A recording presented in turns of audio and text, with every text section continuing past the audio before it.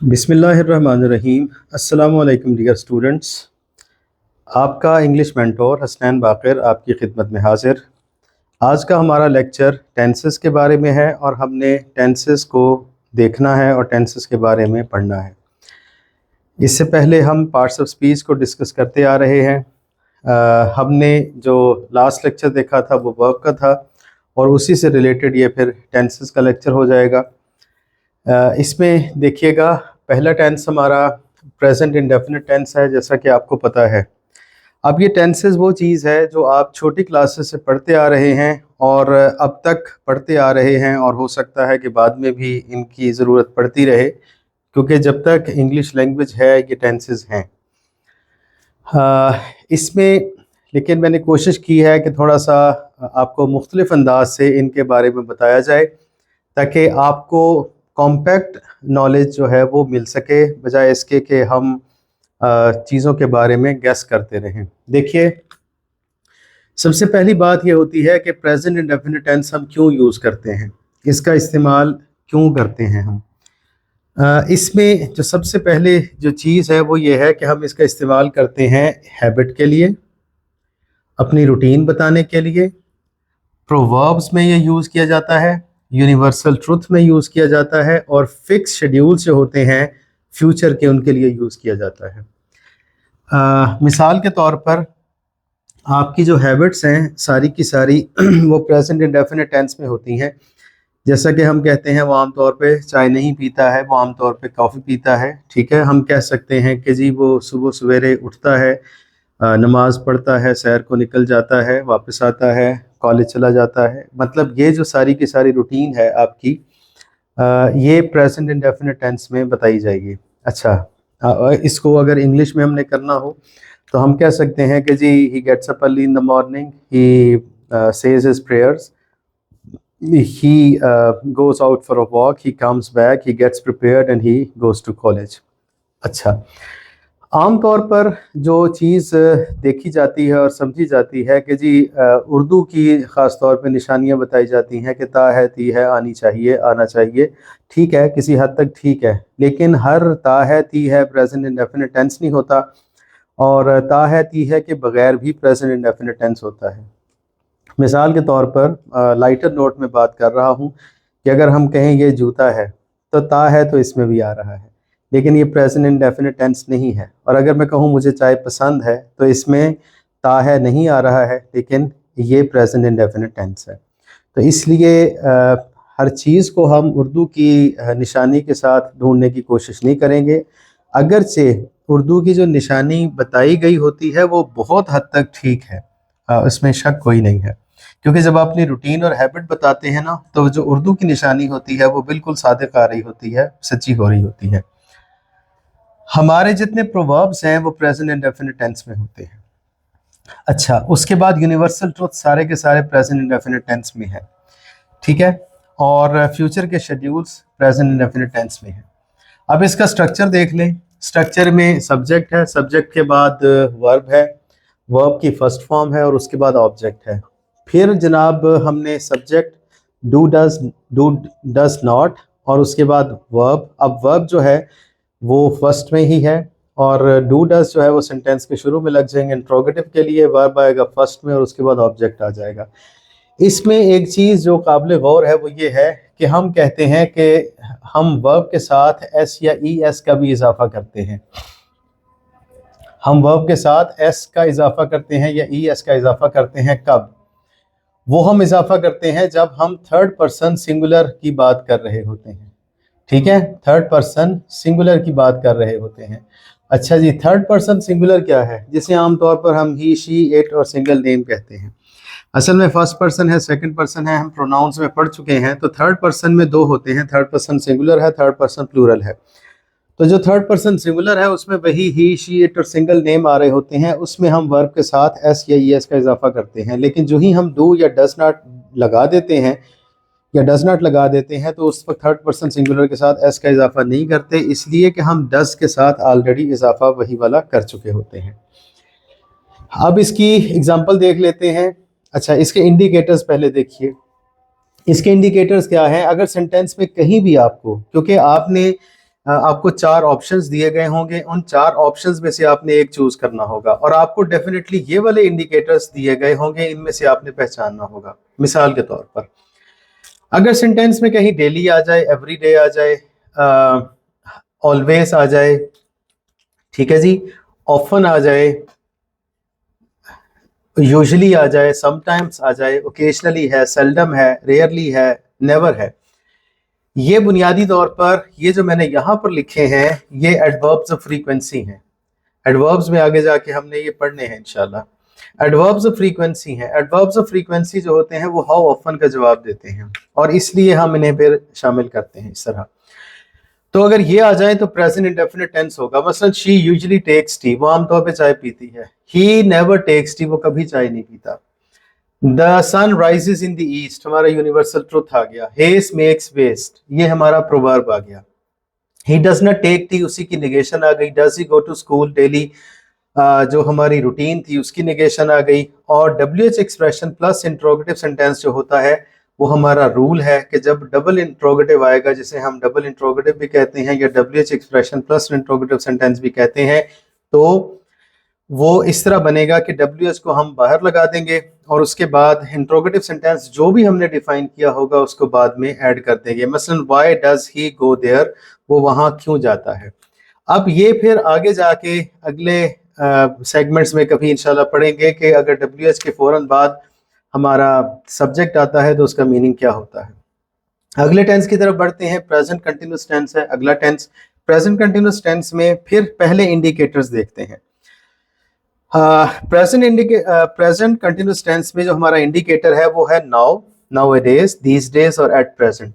जहां कहीं सेंटेंस में आपको ये 4 वर्ड्स नजर आए, नाउ, नाउअडेज, दीस डेज और एट प्रेजेंट, तो आप समझ लें कि ये प्रेजेंट कंटिन्यूस टेंस है और आपने अपने जो 4 ऑप्शंस होंगे उसमें प्रेजेंट कंटिन्यूस टेंस को चूज करना है। अच्छा जी, इसमें आगे फर्दर देखिए इसका स्ट्रक्चर। इसमें सब्जेक्ट है, इज़म आर के बाद ING वाली फॉर्म जिसे प्रेजेंट पार्टिसिपल कहते हैं वो यूज हो रही है। आगे ऑब्जेक्ट है और उसके बाद निगेशन में इज़म आर के बाद नॉट यूज किया जा रहा है। इंट्रोगेटिव सेंटेंस में इज़म आर को शुरू में यूज कर दिया गया है और इसी तरह जो WH expression plus interrogative sentence मैंने बताया वो वही यूनिवर्सल है। ठीक है, वो हमेशा हर टेंस के साथ वही रहेगा, लिहाजा मैं इसे रिपीट भी नहीं करूंगा आइंदा।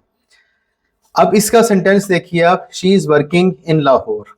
ठीक है जी, अब ये जो है नाउअडेज, नाउअडेज हमारा इंडिकेटर आ गया। नाउअडेज हमें बताएगा कि हमने प्रेजेंट कंटिन्यूस टेंस यूज करना है।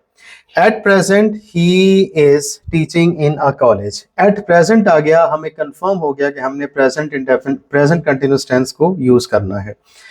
I am going to Lahore tomorrow, जो हमारा फ्यूचर इंटेंशन होता है वो भी प्रेजेंट कंटिन्यूस टेंस होता है, हो सकता है। मसलन I shall go to Lahore tomorrow और I am going to Lahore tomorrow में जो स्ट्रॉन्ग है वो I am going to Lahore tomorrow है, यानी इसमें हमारा जाना फिक्स्ड है।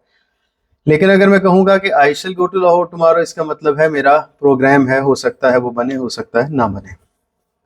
प्रेजेंट कंटिन्यूस टेंस पे आते हैं। प्रेजेंट कंटिन्यूस टेंस जो होता है, अच्छा इसके यूसेजेस, कंटिन्यूस जॉब है, इंटेंशन ऑफ नियर फ्यूचर है। प्रेजेंट कंटिन्यूस टेंस में जब आए, प्रेजेंट परफेक्ट टेंस में जब आप आएंगे तो इसके इंडिकेटर्स देख लीजिए, राइट नाउ, जस्ट नाउ और नेवर, एवर और येट, ये इसके इंडिकेटर्स हैं। इसमें आप सब्जेक्ट यूज करते हैं, सब्जेक्ट के बाद आप हैज हैव यूज करते हैं, फिर वर्ब की थर्ड फॉर्म, फिर ऑब्जेक्ट, उसके बाद हैज हैव के बाद निगेशन देते हैं नॉट, और उसके बाद हैज हैव को सेंटेंस के शुरू में ले आते हैं। ये वाली जो चीज़ें हैं ये आपने सीखी हुई हैं, लेकिन इसमें जो सबसे इंपॉर्टेंट चीज़ है वो यही है कि आपको इंडिकेटर्स का पता होना चाहिए कि इंडिकेटर्स कौन कौन से यूज़ किए जा सकते हैं, और वो जो हैं वो ये 5 हैं, right now, just now, ever, never और येट। अब देखिए, I have reached here just now, मैं अभी यहाँ पहुंचा हूँ।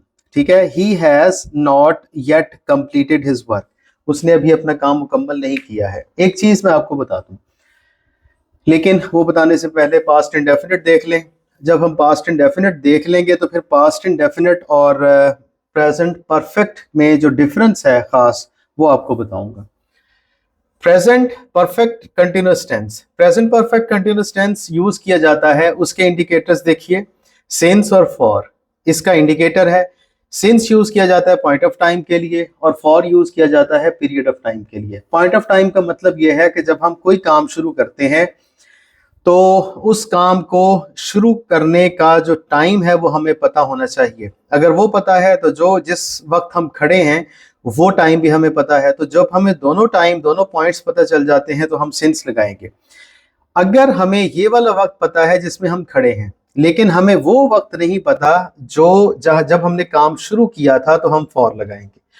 या यूं कह लें कि अगर आपको जो पिछला टाइम है जो पॉइंट ऑफ टाइम है वो पता चलाने के लिए मालूम करने के लिए मैथमेटिकल कैलकुलेशन करनी पड़ जाए तो आप फॉर लगाएंगे। लेकिन अगर दोनों पॉइंट्स आपको पता हों तो आप सिंस लगाएंगे। उसकी अब मैं मिसाल देता हूं। मिसाल कुछ यूं है कि अगर मैं इस वक्त यहाँ पर लेक्चर रिकॉर्ड करवा रहा हूं और मैं खड़ा हूं, एक टाइम है खास ही, हो सकता है रात के 9 बजे हो सकता है कि 8 बजे हो। अब ये एक टाइम है और मैं ये कहूं कि मैं इस लेक्चर पर पिछले 2 घंटे से काम कर रहा हूं, तो मैंने ये नहीं बताया कि मेरा ये टाइम जो है वो क्या है। ये तो मुझे पता है ना, आपको नहीं पता। मैं पिछले 2 घंटे से काम कर रहा हूं तो ये मैंने बेसिकली पीरियड ऑफ टाइम बताया है आपको। लेकिन अगर मैं ये कह दूं इस वक्त मुझे पता है कि रात के 9 बजे है और मैं कहूं मैं 7 बजे से इस लेक्चर पर काम कर रहा हूं, तो उस वक्त मैं सिंस बताऊंगा। उस वक्त मैं सिंस लगाकर इस चीज को क्लियर करूंगा। I have been working on this lecture या I have been writing for this lecture, या मैं कह सकता हूं I have been studying for this lecture since 7 o'clock। अच्छा, फॉर 2 hours। ठीक है जी। तो फॉर जो है वो पीरियड ऑफ टाइम के लिए लगता है, सिंस जो है वो पॉइंट ऑफ टाइम के लिए आप यूज करते हैं। नेक्स्ट, अब आप जब देखेंगे तो इसमें आप देखिएगा कि ही हैज बीन, मतलब सेंटेंस क्या होगा, he has been teaching since morning, वो सुबह से पढ़ा रहा है। She has been living here for 10 years, वो 10 साल से रह रही है। अगर 10 साल, अगर 2024 अब है और हम यहाँ पर लिख देते 2014 यानी 2014 अगर हम लिख देते तो हम सिंस 2014 लिखते, लेकिन हमने 10 years लिख दिया इसलिए हम फॉर लगाएंगे, वरना फिर हम सिंस लगाते। पास्ट इंडेफिनिट, मैंने कहा था जब मैं पास्ट इंडेफिनिट टेंस पढ़ाऊंगा तो आपको प्रेजेंट परफेक्ट टेंस जो है उसमें और पास्ट इंडेफिनिट टेंस में डिफरेंस भी बताऊंगा कि हम पास्ट इंडेफिनिट टेंस क्यों यूज करते हैं, प्रेजेंट क्यों नहीं करते, या हम प्रेजेंट किसी खास मौके के लिए क्यों यूज करते हैं, पास्ट क्यों नहीं करते। इस बात पे हम बात करेंगे। देखिए, पास्ट इंडेफिनिट टेंस जब यूज किया जाता है तो उसके इंडिकेटर्स हैं अगो, यस्टरडे, लास्ट। लास्ट के बाद कोई भी डेट, कोई भी डे, कोई भी टाइम, कोई वीक, कोई मंथ, कोई ईयर, कुछ भी, इवन सेंचुरी भी। इसी तरह प्रीवियस, प्रीवियस के बाद कोई भी डे, कोई भी डेट, कोई भी मंथ, कोई भी ईयर, कोई भी सेंचुरी, कोई वक्त भी आप प्रीवियस के बाद दे सकते हैं। तो अगर लास्ट के बाद, प्रीवियस के बाद कोई वक्त दिया जा रहा हो, या अगो हो, या यस्टरडे हो, या फिर कोई भी पास्ट डेट हो, तो आप पास्ट इंडेफिनिट टेंस यूज करेंगे। पास्ट इंडेफिनिट टेंस यूज करने के लिए सब्जेक्ट, वर्ब, वर्ब की सेकंड फॉर्म यानी पास्ट फॉर्म, और उसके बाद ऑब्जेक्ट। नेगेशन के लिए subject, did not, did not के बाद वर्ब की फर्स्ट फॉर्म, क्योंकि हम यहाँ पर सेकंड फॉर्म ऑलरेडी यूज कर चुके हैं। और उसके बाद डिड, डिड के बाद सब्जेक्ट, सब्जेक्ट के बाद वर्ब, एंड सो ऑन। और उसके बाद यही इंट्रोगेटिव सेंटेंस और WH वाला रूल। अब देखिए, he completed this book yesterday, हमने इंडिकेटर दिया तो हमने पास्ट इंडेफिनिट टेंस यूज किया। जब कोई पास्ट का इंडिकेटर आएगा तो पास्ट इंडेफिनिट टेंस यूज किया जा सकता है। अगर यहां पर पास्ट इंडेफिनिट का इंडिकेटर ना दिया जाए तो यहां पर फिर पास्ट इंडेफिनिट टेंस नहीं यूज किया जाएगा, यहां फिर प्रेजेंट परफेक्ट टेंस यूज किया जाएगा। ये बात काबिल गौर है। मसलन अगर मैं यहां यस्टरडे ना यूज करूं तो फिर मैं कहूंगा he has completed this book. अब मैं ये नहीं कहूंगा ही कंप्लीटेड दिस बुक, क्योंकि ही कंप्लीटेड दिस बुक कहने के लिए मुझे पास्ट इंडिकेटर चाहिए। यस्टरडे हो, प्रीवियस हो, लास्ट हो, पास्ट की कोई डेट हो, वो जरूरी है मेरे लिए, तब मैं पास्ट इंडेफिनिट टेंस यूज कर सकता हूं। अच्छा जी, he reached here last night, हमने इंडिकेटर दे दिया लास्ट नाइट। अगर हम इंडिकेटर ना दें तो हम फिर प्रेजेंट परफेक्ट टेंस यूज करेंगे। He died 2 days ago, 2 days ago जो है ये हमने इंडिकेटर दे दिया, ठीक है ना, इसलिए हमने पास्ट इंडेफिनिट टेंस यूज किया। अब पास्ट इंडेफिनिट में और प्रेजेंट परफेक्ट में क्या डिफरेंस है इसके बारे में थोड़ा सा देख लें। देखिए, अगर मैंने कोई काम प्रीवियस मतलब पास्ट में किया है और उसका जो इफेक्ट है वो अब तक मिल रहा है मुझे, तो वो जो काम होगा वो मैं प्रेजेंट परफेक्ट में रिकॉल कर सकता हूं। लेकिन अगर मैंने उस काम का इंडिकेटर साथ दे दिया तो फिर पास्ट इंडेफिनिट है। मसलन अगर मैं ये कहूं कि I have bought this marker from the market, मतलब मैंने बता दिया I have bought this marker from the shop, from stationery shop, ठीक है। ये इसका मतलब है कि इफेक्ट यहाँ तक पहुंचा हुआ है। मुझे किसी ने पूछा कि जी ये मार्कर आपने कहाँ से खरीदा, मैं कहूँगा I have bought this marker from the stationery shop, from the market, कोई भी नाम बता दूंगा मैं। जब मैं ये बताऊंगा कि मैंने कब खरीदा, ये बताऊंगा ये मैंने कल खरीदा, तो उस वक्त मैं पास्ट इंडेफिनिट टेंस यूज करूंगा। इवन अगर मैंने एक 15 मिनट पहले भी खरीदा हो और मैं 15 मिनट पहले का भी जिक्र कर दूं तो पास्ट इंडेफिनिट में जिक्र करूंगा। I bought this marker 2 days ago, I bought this marker 2 hours ago, I bought this marker, I just bought this marker and I came here, ठीक है। अब मैंने आपको बताया कि मैंने ये मार्कर मार्केट से खरीदा और मैं यहाँ आ गया, ठीक है, पास्ट इंडेफिनिट। अब आते हैं जी पास्ट कंटिन्यूअस पे। पास्ट कंटिन्यूअस में हमारे पास पास्ट कंटिन्यूअस किस तरह है, सब्जेक्ट है, वाजवर है, वाजवर के बाद आईएनजी वाली फॉर्म है जिसे हम प्रेजेंट पार्टिसिपल फॉर्म कहते हैं, और उसके बाद ऑब्जेक्ट है, उसके बाद वाजवर के बाद निगेशन है, नॉट है, और उसके बाद वाजवर को शुरू में लगाया गया है, इन्वर्जन में आ गया ये, और उसके बाद सब्जेक्ट, फिर सेंटेंस वही WH expression plus interrogative sentence, और उसके बाद कंटिन्यूअस जॉब जो है उसके लिए यूज किया जाता है ये। अब इसमें जो आपके मेन इंडिकेटर्स हैं ये दो हैं, ये बहुत ज्यादा जरूरी है। जब सेंटेंस व्हेन से शुरू हो रहा हो, यानी पहला क्लॉज व्हेन में हो जो कि सबऑर्डिनेट क्लॉज होगा, तो व्हेन क्लॉज जो होगा वो पास्ट इंडेफिनिट में होगा, और उसके बाद जो उसका दूसरा कॉम्बिनेशन बनेगा वो पास्ट कंटिन्यूअस बनेगा, यानी ये पास्ट कंपाउंडिंग कहलाती है बेसिकली। इस स्ट्रक्चर को कहते हैं पास्ट कंपाउंडिंग। इसमें हम पास्ट को कंपाउंड करते हैं, पास्ट इंडेफिनिट को और पास्ट कंटिन्यूअस को। जब व्हेन क्लॉज आएगा डिपेंडेंट क्लॉज, तो वो व्हेन क्लॉज हमेशा पास्ट इंडेफिनिट में होता है, और जो अदर देन व्हेन क्लॉज है वो पास्ट कंटिन्यूअस में होता है।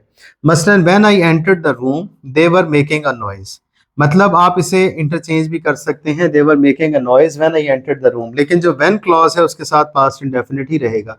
जिस तरह हमने कंडीशनल में पढ़ा था, आपको याद होगा कि इफ क्लॉज के साथ जो टेंस रहता है वो वही रहता है, जबकि वाइल क्लास जो है इसमें ये बिल्कुल उलट हो जाता है, क्रॉस हो जाता है। वाइल क्लास में क्या होगा, प्रेजेंट पास्ट कंटिन्यूअस टेंस होगा, और अदर देन वाइल क्लास में पास्ट इंडेफिनिट होगा।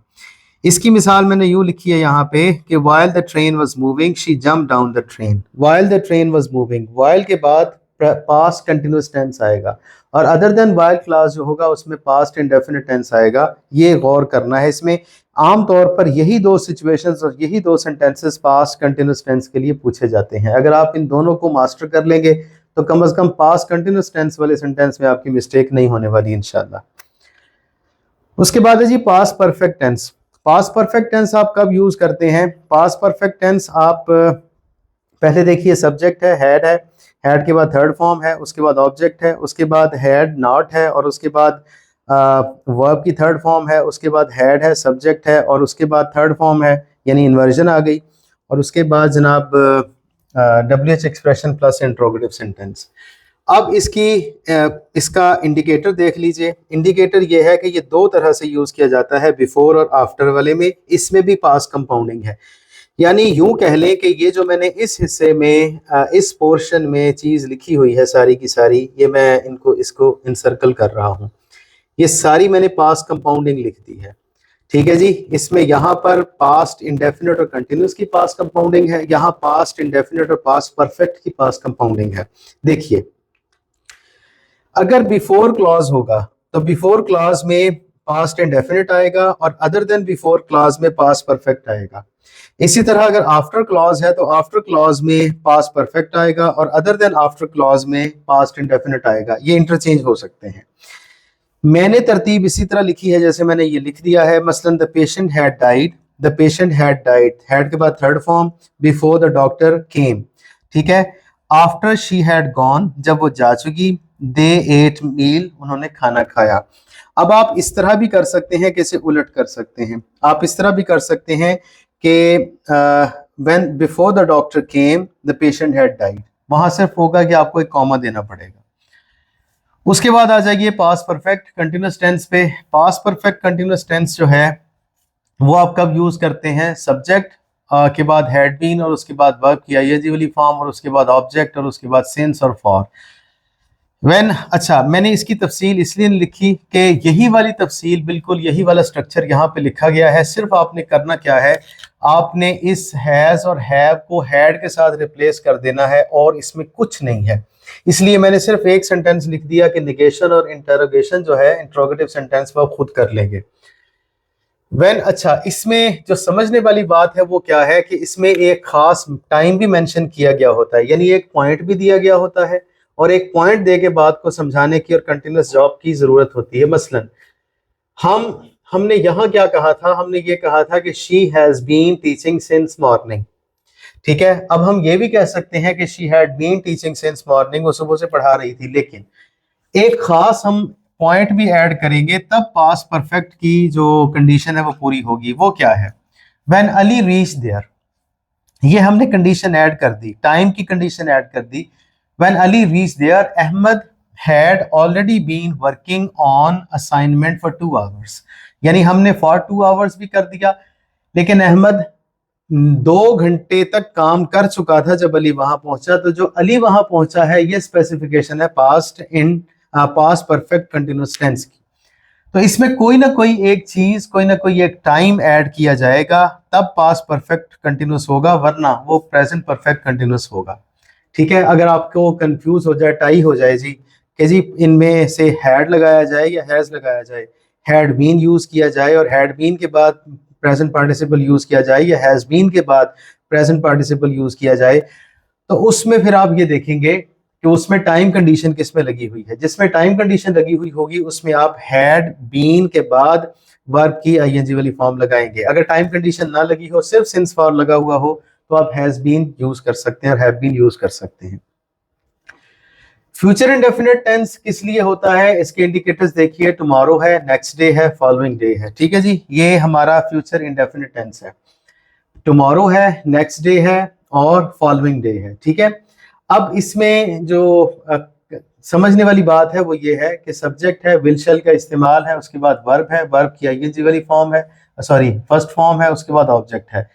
विल शैल है, विल शैल के बाद नॉट है, नॉट के बाद वर्ब की फर्स्ट फॉर्म है, विल शैल इन्वर्जन में आ गया यानी शुरू में आ गया, उसके बाद सब्जेक्ट, फिर वर्ब और उसके बाद WH प्लस इंट्रोगेटिव सेंटेंस। इसमें बहुत आसान इंडिकेटर है इसका, she will go to Lahore tomorrow, ये देखिए ये टुमारो आ गया, और I shall bring your books tomorrow, ये टुमारो आ गया। तो इसमें आप ये देख सकते हैं कि जहां पे टुमारो आया, जहां पे नेक्स्ट डे आएगा, जहां पे फॉलोइंग डे आएगा, वहां पर आप फ्यूचर इंडेफिनिट टेंस यूज करेंगे। फ्यूचर कंटिन्यूअस टेंस आप कहां पर यूज करते हैं, फ्यूचर कंटिन्यूअस टेंस आप यहां यूज करते हैं जहां पे कल की कोई कंटिन्यूअस जॉब हो लेकिन टाइम आज वाला हो। ये बड़ी इंटरेस्टिंग बात है। मिसाल के तौर पर अगर ये कहा जाए कि he will be delivering his lecture tomorrow, तो वो तो टुमारो किसी वक्त भी दे सकता है, तो he will deliver his lecture tomorrow भी आ सकता है। लेकिन अगर टाइम आज वाला बताया जाए और बात कल की कंटिन्यूअस जॉब की जाए तो फिर फ्यूचर कंटिन्यूअस टेंस होगा। मसलन he will be delivering this lecture tomorrow at this time, मतलब आज के टाइम कल वो लेक्चर दे रहा होगा, कंटिन्यूअस जॉब होगी, कल की जॉब होगी लेकिन टाइम आज का होगा। जब ये दोनों सूरत हाल, दोनों कंडीशंस पूरी हो जाएंगी तो उस वक्त फ्यूचर कंटिन्यूअस टेंस यूज किया जाएगा, याद रखिएगा। Tomorrow at this time I shall be delivering this lecture. उसके बाद है जी future perfect tense. Future perfect tense आप कब यूज करते हैं? फ्यूचर परफेक्ट टेंस में भी वही जो आफ्टर बिफोर वाली कंडीशन है वो यूज करते हैं। जहां आप बिफोर यूज कर सकते हैं वहीं पे आप व्हेन भी यूज कर सकते हैं, ठीक है, वहां पर व्हेन भी यूज किया जा सकता है। मसलन फ्यूचर परफेक्ट टेंस में फ्यूचर सब्जेक्ट है, विल शैल हैव है, उसके बाद थर्ड फॉर्म है, उसके बाद ऑब्जेक्ट है। ये वाला टेंस जो होता है ये अंदाजा लगाने के लिए यूज किया जाता है। जब आप गेस कर रहे होंगे उस वक्त यूज किया जाएगा। शी विल, मिसाल के तौर पर they will have finished their work before we reach there, यानी हमारे पहुंचने से पहले वो अपना काम मुकम्मल कर चुके होंगे। इसमें फ्यूचर कंपाउंडिंग है, इसको फ्यूचर कंपाउंडिंग कहते हैं। ये वाली जो चीज लिखी हुई है मैंने, फ्यूचर कंपाउंडिंग का मतलब ये होता है कि इसमें फ्यूचर परफेक्ट के साथ प्रेजेंट इंडेफिनिट हमेशा कॉम्बिनेशन में आता है और कोई टेंस नहीं आएगा। मतलब आपको एक ही ये बात पता होनी चाहिए कि अगर फ्यूचर इंडेफिनिट फ्यूचर परफेक्ट है तो उसके साथ प्रेजेंट इंडेफिनिट टेंस ने आना है, ठीक है। दे विल हैव फिनिश्ड या completed their work before we reach there, तो ये जो बिफोर वी रीच देयर है ये प्रेजेंट इंडेफिनिट है, और ये जो will have finished their work है ये फ्यूचर परफेक्ट टेंस है। हमारा आज का आखिरी tense future perfect continuous tense. ये कब यूज किया जाता है? ये यूज किया जाता है फ्यूचर के कंटिन्यूअस जॉब के लिए, जो कि मतलब माजी में शुरू हुआ हो या प्रेजेंट में शुरू हुआ हो और फ्यूचर तक कंटिन्यूअस हो और आगे भी कंटिन्यूअस रहने की उम्मीद हो, ठीक है। और इसमें हम अंदाज़ा लगाते हैं और हम बताते हैं कि कब ये काम ख़त्म होगा या कब ये जारी हो रहा होगा। मिसाल के तौर पर बाय द टाइम या बाय द हमारा इंडिकेटर है इसमें। मसलन by the next July, by 10 o'clock, by Friday, by September 2024, by 2025, मतलब फ्यूचर की कोई डेट भी देकर बाय लगाकर ये टेंस यूज किया जा सकता है। अब इसकी मिसाल देखिए, आई शैल हैव, इसमें अब यूज क्या करेंगे? Subject will shall have, been present participle form, object since for.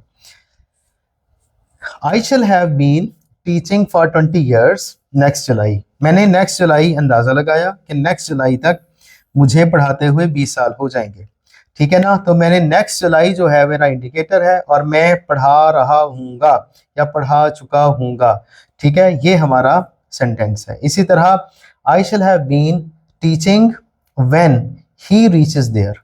अब ये वाला जो है ये व्हेन और सिंस का सिंस हो जाए या व्हेन हो जाए या बिफोर हो जाए, ये कॉम्बिनेशन भी इस टेंस के साथ भी बन सकता है जो इस टेंस के साथ बना था।